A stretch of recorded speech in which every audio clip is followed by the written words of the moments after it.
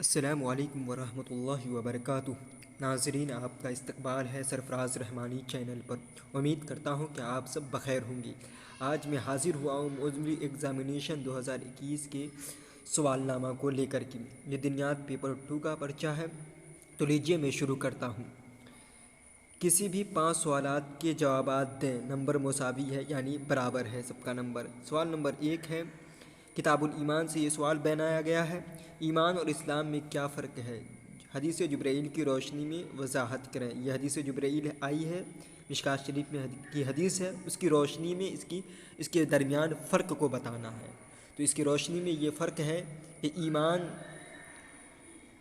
کہتے ہیں اللہ پر اور اس کے فرشتوں پر، اس کی کتابوں پر، اس کے رسولوں پر، قیامت پر اور آخرت پر اور خیر و شر کی تقدیر پر یقین رکھنے کو، اور اسلام کہتے ہیں اس بات کی گواہی دینے کے کہ اللہ کے سوا کوئی معبود نہیں اور محمد صلی اللہ علیہ وسلم اللہ کے رسول ہیں، اور نماز ادا کرنا، زکوٰۃ دینا، رمضان کا روزہ رکھنا، اگر صاحب استطاعت ہو تو حج کرنا۔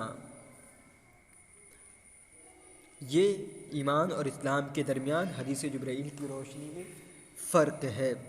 سوال نمبر 1 مکمل ہوا۔ دوسرا سوال ہے، عن ابی ہریرہ قال عن ابی عمر قال قال رسول اللہ صلی اللہ علیہ وسلم بنی الاسلام علی خمس شہادت ان لا الہ الا اللہ وان محمد عبدہ ورسولہ۔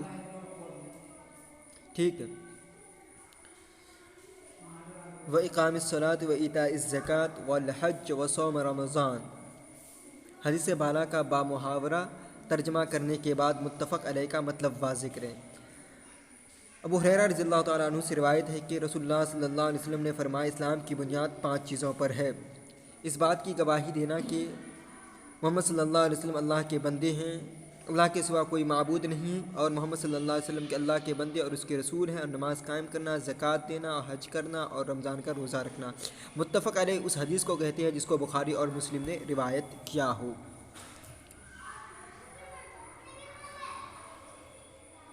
سوال نمبر 3 ہے،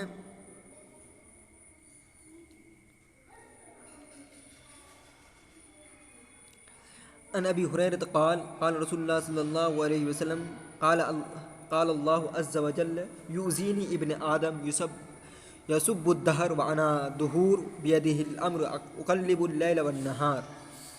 حدیث بالا کا ترجمہ کر کے دہر کی وضاحت کرے۔ ابو ہریرہ رضی اللہ تعالیٰ عنہ سے روایت ہے کہ رسول اللہ صلی اللہ علیہ وسلم نے ارشاد فرمایا کہ اللہ تبارک و تعالیٰ فرماتے ہیں کہ ابن آدم مجھے گالی دیتا ہے، ابن آدم مجھے تکلیف پہنچاتا ہے اور جب زمانے کو گالی دیتا، حالانکہ میں زمانہ ہوں اور میرے ہی حکم سے رات اور دن پلٹتا رہتا ہے۔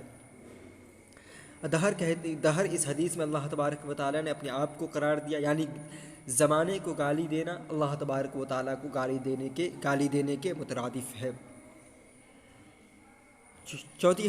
چوتھا سوال ہے، باب اللقطہ۔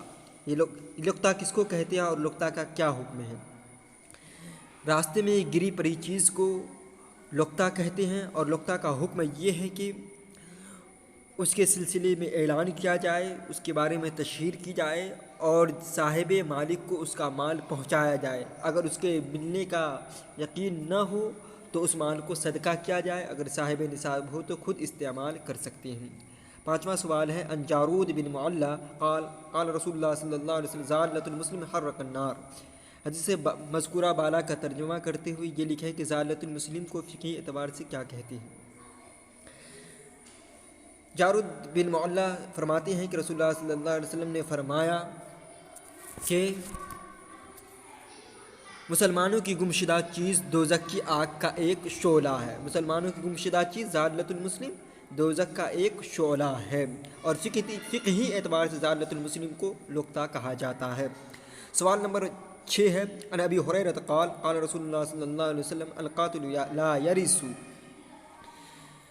ابو ہریرہ رضی اللہ تعالیٰ عنہ سے روایت ہے کہ رسول اللہ صلی اللہ علیہ وسلم نے فرمایا کہ قتل کرنے والا وارث نہیں ہوتا، یعنی وراثت سے ان کو محروم کر دیا جاتا ہے۔ مثلا کسی نے کسی شخص کو قتل کیا تو اس کو اس کی وراثت سے محروم کر دیا جائے، اس کو اس کی وراثت میں حصہ ان کو نہیں ملے گا۔ مثلاً کہ کسی نے باپ کو قتل کر دیا تو بیٹا باپ کی وراثت سے محروم ہو جائے گا۔ موانع موانع اس سے ارث 5 ہیں: 4 ہیں۔ ضدیت، قصاص اور اختلاف دارین، اختلاف دینین۔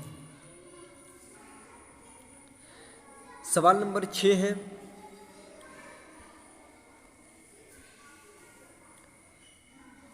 حدیث متواتر اور حدیث مشہور کی تعریف مع امثلہ تحریر فرمائیں۔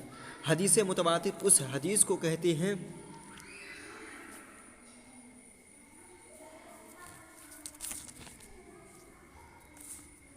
جس کو ابتدا سے انتہا تک کثیر راویوں نے روایت کیا ہو، جس کا جھوٹ پر متفق ہونا عقلاً محال ہو، اور اس کی مثال مسح علی الخفین ہے۔ اور مشہور وہ حدیث ہے جس کے راوی ہر طبقہ میں کم از کم 3 یا اس سے زائد ہوں،